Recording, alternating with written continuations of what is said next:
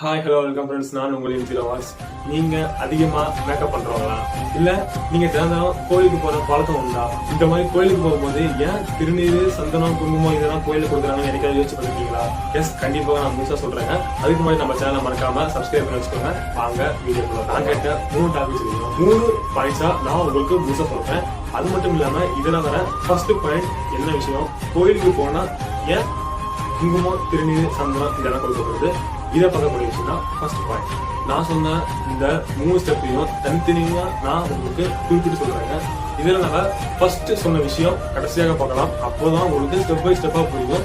புரியாதவங்களுக்கு நீங்க புரிய வைக்கிறதுக்கும் இந்த மாதிரி ஒரு அறிகுறிகள் உங்களுக்கு தேவைப்படும். இதுல நம்ம ஃபர்ஸ்ட் பார்க்க போறது, ஏன் கோயிலுக்கு போனா சந்தனம், குங்குமம், திருநீர் இது 3 கொடுக்குறாங்க, எதன் காரணமாக இது நமக்கு கொடுக்கப்படுது. நீங்க ஃபர்ஸ்ட் போய் சாமியை கும்பிட்டீங்க அப்படின்னா என்ன கும்பிடுவீங்க?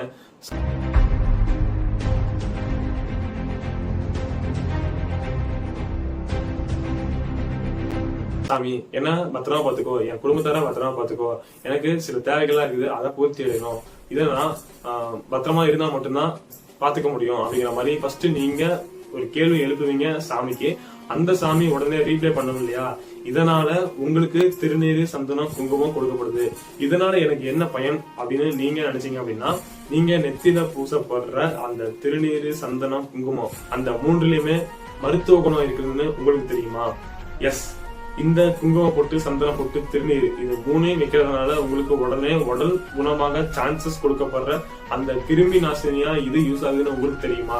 எஸ், கண்டிப்பாக இது 3மே யூஸ் ஆகுதுங்க. இது எப்படி யூஸ் ஆகுது அப்படின்னா, திருநீர்னா என்ன? இது ஒரு கிருமி நாசினி. சந்தனம் ஒரு குளிர்ச்சி அடையக்கூடிய பொருள், அதனால அது கொடுக்குறாங்க. குங்குமம் எதுக்காக கொடுக்குறாங்க? உங்க உடம்புல இருக்கிற நீரை உடனே வெளியேற்றி வெப்பமடைதலாக்க சிம்டம்ஸ் அதை நடக்கிறதுனால குங்குமம் கொடுக்கப்படுது.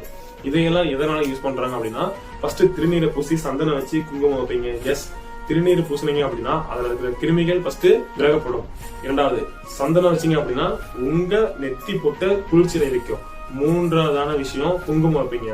இந்த குங்குமத்துல தாங்க நீங்க வெளியில வரும்போது போகும்போது உங்க மேல விடுற அந்த பனித்துளிகள் நீர் கட்டி ஆகாம அந்த குங்குமம் மூலியமாக வெளியேற்ற இந்த குங்குமம் பயன்படுத்தப்படுது.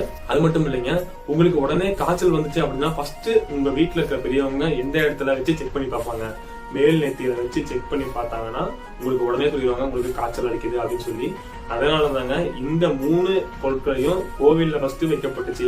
கோவில்ல வச்சாங்க அப்படின்னா இது அதிகமா பயன்படுத்தப்படும். அதனால தெரிஞ்சுதாங்க நம்ம முன்னோர்கள் இந்த விஷயத்த கோவில்ல ஃபர்ஸ்ட் கொண்டு போய் வச்சு அதுக்கப்புறம் நீங்க வீட்டுல வச்சு யூஸ் பண்ணுங்க அப்படின்னு சொல்லி கொடுத்தும் விட்டாங்க. இதை பேசிட்டாதாங்க நம்ம பயன்படுத்திட்டு இருக்கிறோம். 2வது பாயிண்ட், நம்ம முன்னோர்கள் இந்த விஷயத்த ஏன் பெருசா ஒன்னும் தெரியப்படுத்தல? ஏன்னா இது அழகு சார்ந்த பொருட்களா மாறிடுச்சு. இதனால இதை வச்சு இவங்க பயன்படுத்திக்குவாங்க அப்படின்னு சொல்லி இதை பெருமைப்படுத்தக்கூடிய விஷயமாக அவங்க சிம்பிளாவே முடிச்சுட்டாங்க. இதை அதிகமா விளம்பரப்படுத்தவும் படல. பட் இதையெல்லாம் மருத்துவ குணம் இருக்குது அப்படின்னு அந்த காலத்து முன்னோர்களே பயன்படுத்திட்டு இருக்கிறாங்க.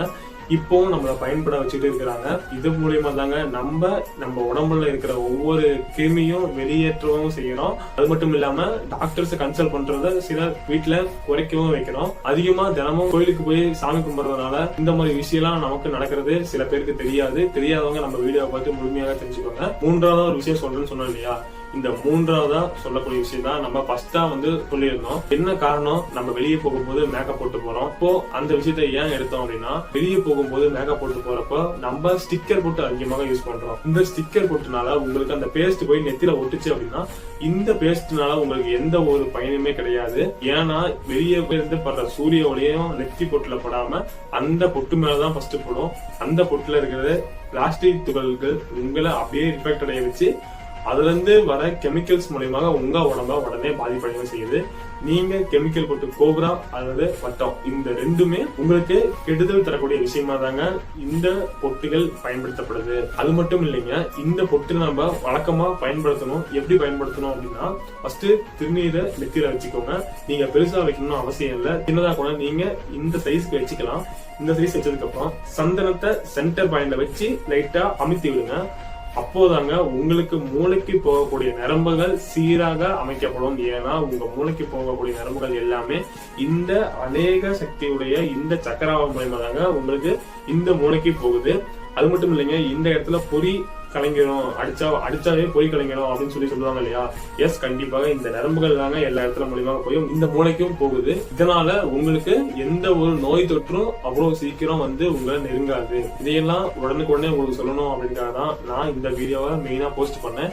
இதே மாதிரி உங்களுக்கு இன்ட்ரெஸ்டான வீடியோ வேணும் அப்படின்னா நம்ம சேனலை மறக்காம சப்ஸ்கிரைப் பண்ணி வச்சுக்கோங்க. அப்பதான் நான் போடுற ஒவ்வொரு வீடியோவும் உடனே வந்து சேரும். இந்த 3 பொருட்களை வச்சு நம்ம உடலை எவ்வளவு சீரமைப்படுத்தணும் அப்படின்னா, இந்த 3 பொருட்களை வச்சு நீங்க தினமும் பயன்படுத்தினீங்க அப்படின்னா நீங்க அதிக நேரம் டாக்டரை கன்சல்ட் பண்ண தேவையான விஷயம் கிடையாது.